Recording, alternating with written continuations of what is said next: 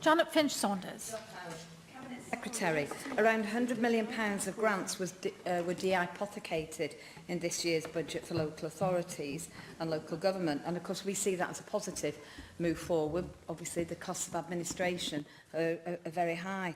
However, a number of local authorities have raised serious concerns that £13 million that was previously allocated for the minority ethnic gypsy traveller and Roma element of the educational improvement grant was actually withheld and not actually passed on to this particular budget line.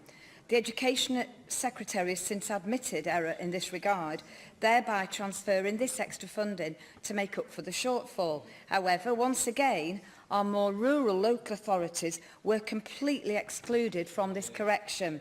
Cabinet Secretary, this does not inspire confidence in the budget setting of the Welsh Labour Government. So therefore, what assurances can you provide me with that any de-hypothecated funding going forwards in the future will reach those authorities and the budgets that they're intended to do so? Well, grateful for what the member said at the start of her question about her support for the general principle of de-hypothecation.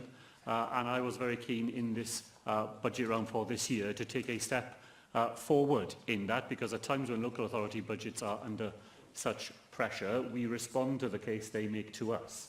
That if money goes into the RSG, they can make more flexible and therefore more effective and more efficient use of it. In relation to the Minority Ethnic Achievement grant, we have come to an agreement with the WLGA on that matter. I have provided an additional £5 million from central funds to assist with the education of children from those background, and my colleague Kirsty Williams has added a further £2.5 million to that sum to make sure that future development of this provision on a regional footing can be carried out.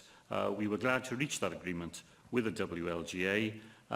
As we move further grants into the RSG, I accept the general point the member made that that has to be done carefully and has to be done with thorough discussion in advance to make sure that the particular strand in the budget formula that we use means that money ends up in the places where it is most needed.